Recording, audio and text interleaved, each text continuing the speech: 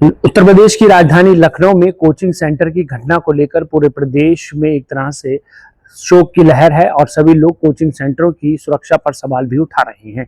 ऐसे में उत्तर प्रदेश सरकार ने प्रदेश की सभी कोचिंग सेंटरों पर की जाने वाली सभी व्यवस्थाएं और सुरक्षा को लेकर एक पत्र भी जारी किया है। इस पत्र में ये कहा गया है कि आपको कैसे कोचिंग सेंटर को संचालित करना है और किन बातों को ध्यान रखना है।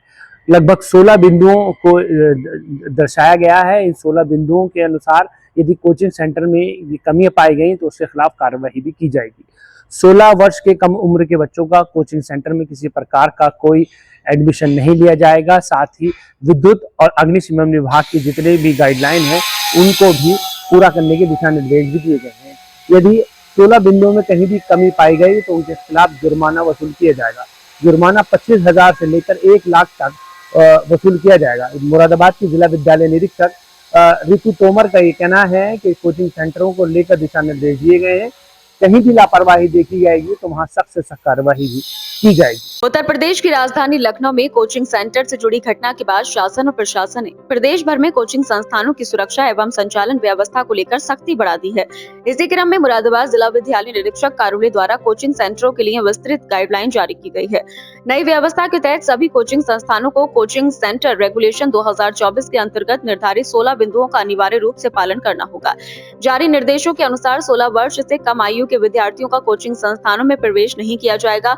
साथ ही किसी भी कोचिंग संस्थान को बेहतर अंक चयन या रैंक की गारंटी जैसे भ्रामक विज्ञापन देने की अनुमति नहीं होगी। संस्थानों में केवल स्नातक या उससे अधिक योग्यता रखने वाले शिक्षकों को ही नियुक्ति की जा सकेगी। नैतिक अधमता अथवा किसी आपराधिक मामले में दोषी पाए गए व्यक्ति को शिक्षक या कर्मचारी के रूप में नियुक्त नहीं किया जा सकेगा। गाइडलाइन में प्रत्येक कोचिंग सेंटर के लिए छात्र छात्राओं हेतु परामर्श प्रणाली विकसित करना भी अनिवार्य किया गया है। संस्थान की वेबसाइट पर शिक्षकों की योग्यता, पाठ्यक्रम, अध्ययन सामग्री, कोर्स की अवधि, छात्रावास सुविधा तथा शुल्क संबंधी अद्यतन जानकारी प्रदर्शित करनी होगी। इसके अलावा किसी भी परीक्षा या टेस्ट से पूर्व विद्यार्थियों को उसकी कठिनाई स्तर की जानकारी देना भी आवश्यक होगा। दिव्यांग विद्यार्थियों की सुविधा को ध्यान में रखते हुए संस्थानों को विशेष व्यवस्थाएं उपलब्ध कराने के निर्देश दिए गए। वहीं अग्निशमन सुरक्षा मानकों का पूर्ण पालन, विद्युत भार के अनुरूप सुरक्षित विद्युत संयोजन तथा सभी आवश्यक मानकों को पूरा करना भी अनिवार्य किया गया है। जिला विद्यालय निरीक्षक कार्यालय ने स्पष्ट किया कि बिना मान्यता अथवा सुरक्षा मानकों को पूरा किए किसी भी कोचिंग संस्थान का संचालन नहीं किया जा सकेगा। यदि किसी संस्थान में नियमों की अनदेखी पाई जाती है तो कोई अप्रिय घटना घटित होती है तो संबंधित संचालक स्वयं इसके लिए जिम्मेदार होगा तथा उसके विरुद्ध विधिक कार्रवाई की जाएगी।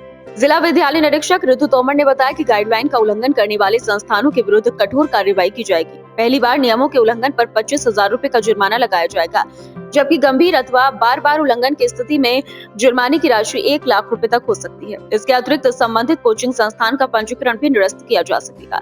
प्रशासन का उद्देश्य विद्यार्थियों की सुरक्षा सुनिश्चित करते हुए कोचिंग संस्थानों में पारदर्शी और सुरक्षित शैक्षणिक वातावरण उपलब्ध कराना है। हाँ, अभी हमारे यहाँ 16 रजिस्टर्ड कोचिंग संस्थान हैं, जिन सभी को जो है फायर एनओसी और इलेक्ट्रिक ऑडिट और सेफ्टी ऑडिट जो है अपने कोचिंग संस्थानों का कराने और विभाग को अवगत कराने के लिए निर्देशित किया गया है। इसके अतिरिक्त पूर्व में भी 2024 में जो गाइडलाइंस विभाग द्वारा कोचिंग संस्थानों को संचालन के लिए दी गई थी, उन सभी का कड़ाई से अनुपालन करने के लिए कोचिंग संस्थानों को निर्देशित किया गया है। इसके अलावा हाल ही में जो लखनऊ में आगरा में घटना हुई है, उसके दृष्टिगत जिलाधिकारी महोदय के निर्देशानुसार सभी कोचिंग संस्थानों को अपना इलेक्ट्रिक ऑडिट कराने के निर्देश दिए गए हैं, जिससे कि आगजनी की किसी भी घटना से बचा जा सके और कोचिंग का जो है संचालन सफलतापूर्वक कराया जा सके।